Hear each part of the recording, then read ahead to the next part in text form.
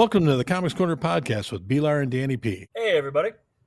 We are brought to you by the CLZ app and are part of the SPDM podcast crew. Check out spdmcrew.com for a wide range of podcasts from our fellow crew members. The new year is upon us, and to go along with the old saying, New Year, New Me, we're going to discuss retcons that we like, discuss what we've been reading, and what we're looking forward to for today, January 8th. The new ones to be on the lookout for, and the books that are coming in. Danny, how's it going? How you doing, sir? Great this week. We got a Lions win. We get a week off, and hopefully 2 victories on our way to the Super Bowl. So we shall see. The city of Detroit will be going nuts, but we should have 2 home games here in Detroit, and then on our way to New Orleans. Yes, sir. So, how things looking books wise this week? We got things worked out. Stuff. Yeah, slowly Diamond gets things better. I think it's going to take a couple more weeks for them to figure it out. In fact, you and I were talking before the show, when our book's coming out this week, we always get the lunar stuff, but I'm hoping that this week Diamond they'll be a little bit later on Wednesday, but we should at least see them. But and as I get so nervous being the store owner, I just look around and there's so many great reads though, even with us missing some stuff. So I got some stuff from last week that I grabbed, and I loved Deadpool Wolverine. The movie I thought was fantastic, and this is Benjamin Percy brings his own vibe into it, but it felt like a great continuation of almost of the movie. It had kind of the same kind of humor between them and everything, and the art's just fantastic and very cool kind of mystery that Deadpool's mind controlled from somebody, and we're going to find out who, and I found that one really cool. That was a great start. I checked out Justice League, the Atom Project from Ryan Parrott.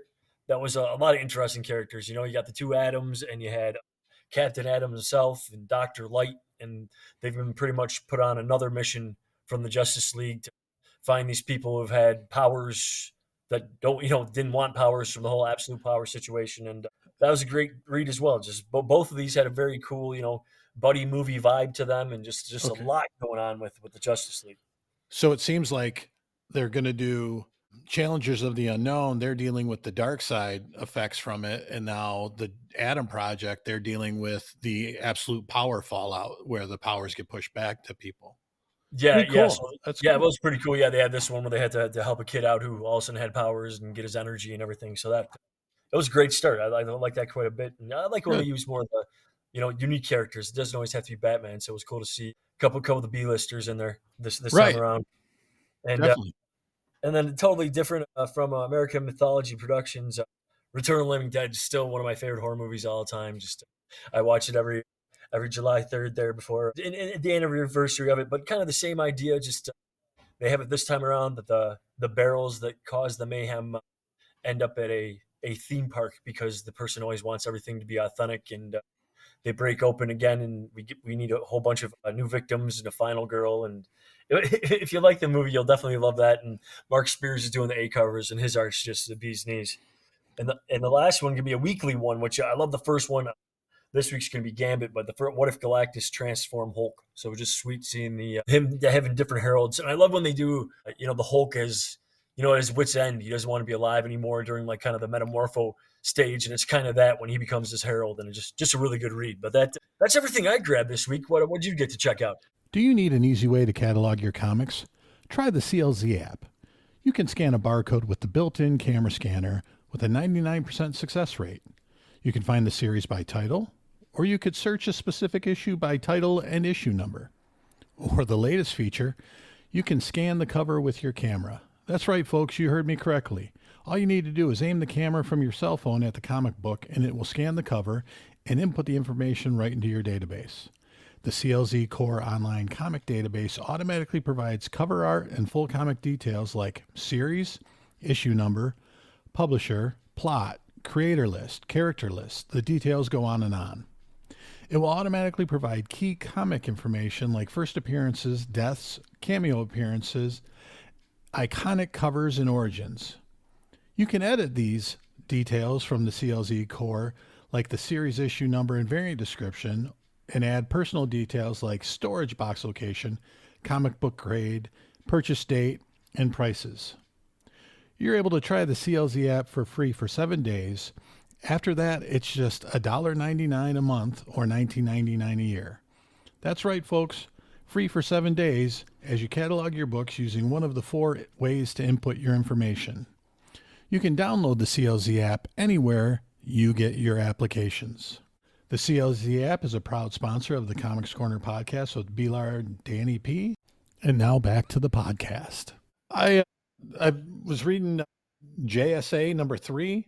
It's a look into Carter Hall, basically a Carter Hall forward issue, and it's a carryover from the Hawkman that Robert Venditti did with Brian Hitch, that series. I think it was about 28 issues.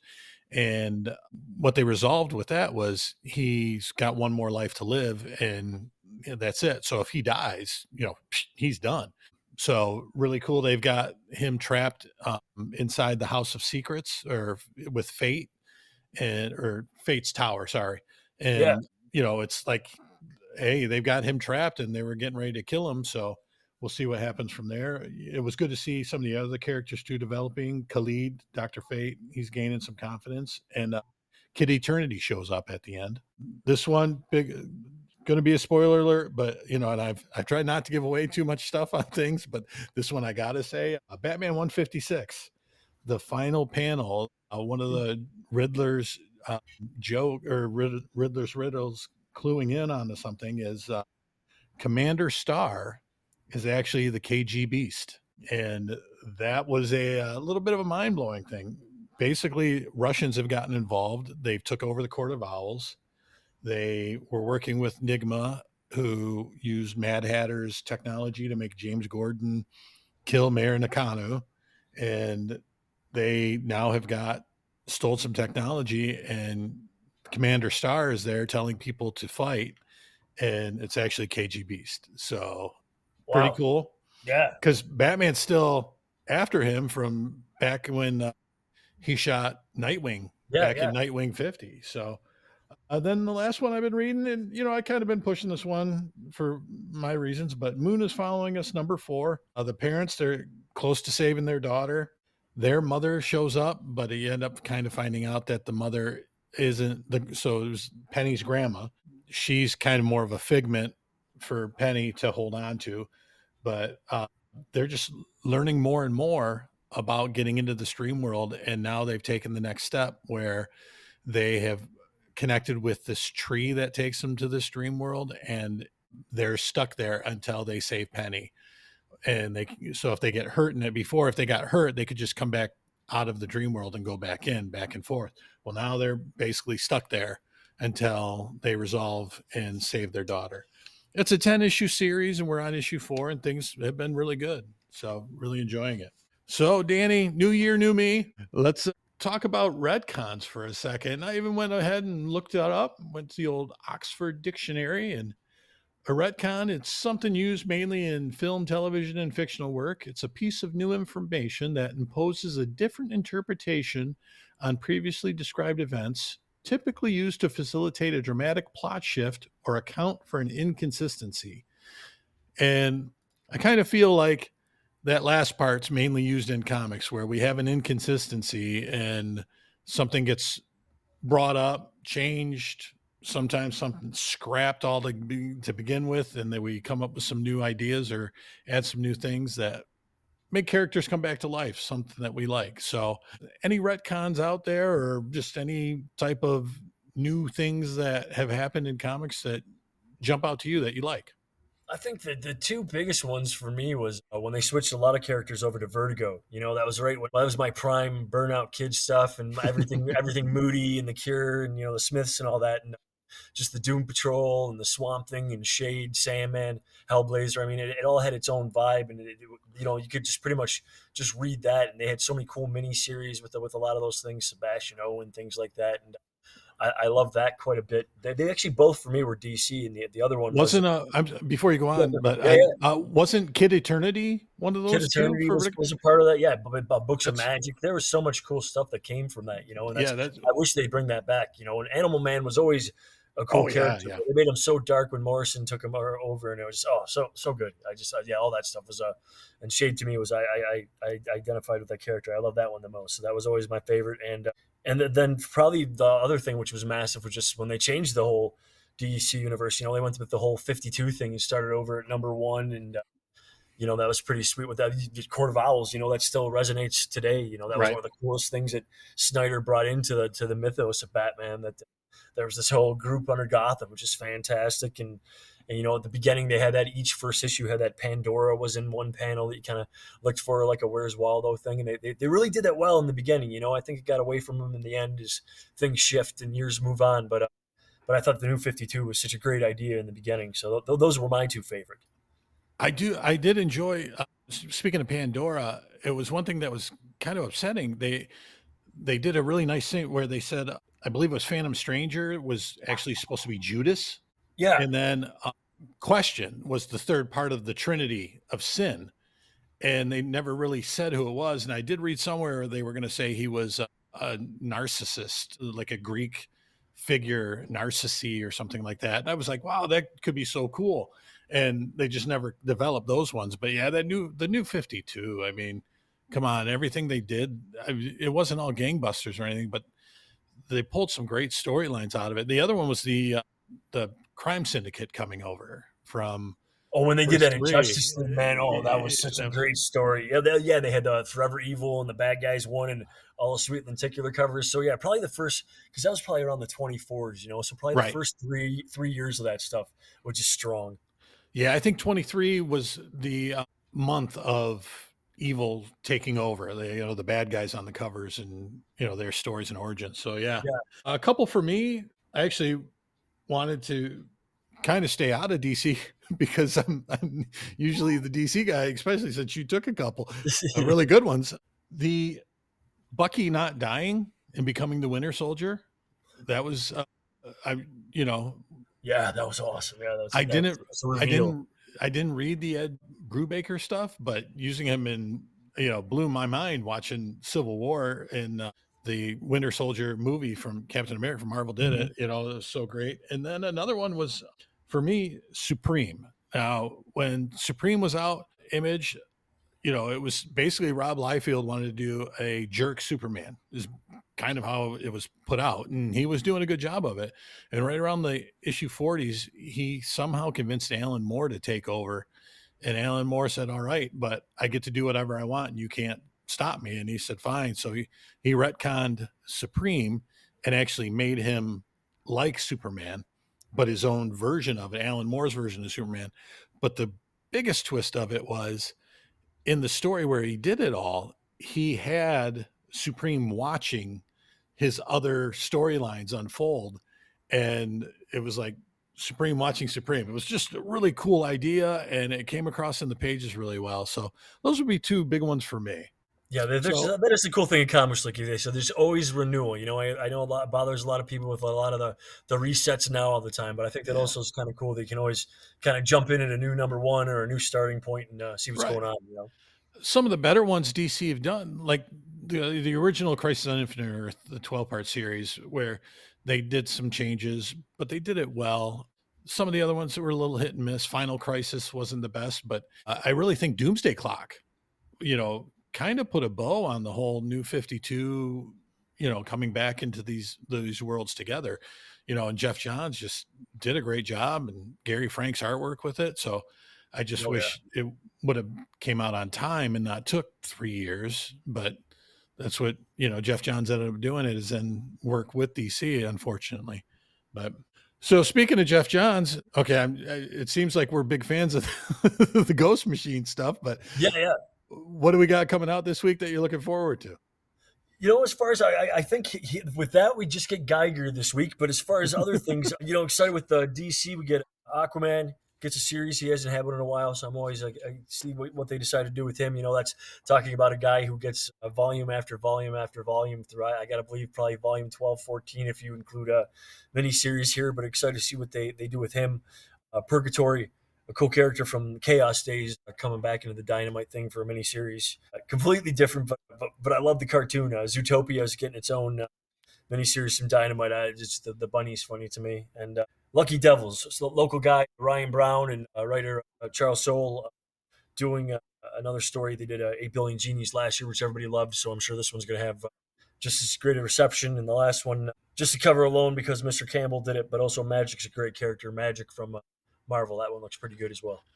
Magic is one of my favorite characters. I mentioned it last week when you asked me about the X-Men books. I, Magic, Ilyana Rasputin has always been one of my favorites. When they started her, they did that whole Inferno storyline back in the day, and she was a major person from it, Madeline Pryor and her demon self. It was just so well done, and there's always been that conflict inside of her. And the New Mutants movie they did, which was I enjoyed it. It was more, people call it a horror movie, but I don't really think of it horror. But there was some jump scare stuff in it. But Anna Joy Taylor was just brought her to life. She was so good as Ilyana Rasputin. Oh yeah, she's good So in anything, man. Menu's just she's an awesome actress. Whatever what a she great does. movie, Yes, man. yes, Yeah. So for me, just a couple. Uncanny X-Men #8 is the finish of the Radon Gray Mulligan. Looks like we're going to find out who is in inmate X in that cell. I've got a theory that it's going to be Mr. Sinister, but we'll see. And then Action Comics 1082, John Ridley is now taking over. The Mark Waid storyline is finished, and Inaki Miranda is now the artist, and they've done some stuff. They did Nightwing Annual 3, I believe, and some other things. Good artwork. So we'll see how that goes. A Major Disaster returns to Metropolis and was a person who redeemed himself, but he's back to his old ways, and Superman is going to get involved. But I think he needs a visit from Clark Kent to have a little conversation with him to talk about his wayward ways. So we're looking forward to some books this week. Yeah, Lucky Devils, that was mine too. I had that picked. So great minds think alike sometimes. yes, yes. So I didn't know it was a local guy, so that's even better. So Yeah, yeah. He actually, when he was a kid with Mr. Costa, both those guys used to shop at the store. And in fact, next month or the month after, they have a Godzilla book that they're both cooperating on. So it's cool to oh see some great. of these guys. I knew them before, That's just, so yes, yes. Yeah. So Danny, why don't you tell us about that subscription club? Membership's free all this month over in Fraser and Rochester Hills. It's usually $20, but you get 25% off the titles you're on and 10% everything else. And right now the store's been chaos, and it bothers me with the whole diamond thing. But we'll have it all squared away by February, I'm sure, and everything will be back to normal, whatever normal is, Mr. Brian. So Yeah. yes, so yeah, stop on by, join the club. We'd love to have you. Some people been with us the whole 43 years. Folks, just a little PSA. Danny didn't know I was going to do this, and hopefully he doesn't get mad at me for it. But, Danny and those guys, they do a great job, and he takes it to heart when people are missing books. And when guys come in and get mad, that really, we're collectors and passionate about this, and it happens. But this is beyond the control of Danny and the fellas at the store. So, hey, let's give them a break, and it's getting straightened out. And whenever the books come in, we always get them right away, and they're in our boxes. And if something's missed, we always find it. So just let's get positivity back in this world. That's going to be my message for the year. Danny, I know you've been pushing it for a Absolutely, man. while. Yes, yes, So yes. Growing up with hippie parents and the love of Bob Marley, I can't be any other way. so that wraps up another issue of the Comics Corner podcast with B-Lar and Danny P. We are part of the SPM podcast crew and would like to thank the CLZ app for their sponsorship. Please check out the CLZ app when you get a chance. Check us out on our social media at Comics Corner Podcast on Facebook and Comics Corner Pod, all one word, on Instagram. And as always, comics is with an X. Thanks for listening and have a great week. Read well, everybody. All right, listeners. So during the podcast, sometimes things get away from me, and I forgot to give you guys the new ones for today. So here we go. Boom Studios, Jim Henson Presents #1. Dark Horse Studios, Those Not Afraid. As we said, DC is doing Aquaman #1. Dynamite Entertainment, Altered State, Purgatory Grindhouse #1. Green Hornet, Miss Fury #1. And Zootopia. Image Comics has Death of Copra and Lucky Devils. Marvel's doing a Daredevil Unleash Hell Red Band #1, Magic #1. What If Mickey and Friends Became the Fantastic Four? New Champions #1. And this week we are having Galactus Transform Gambit. Ani Press has Cruel #1. And there's your #1s for the week.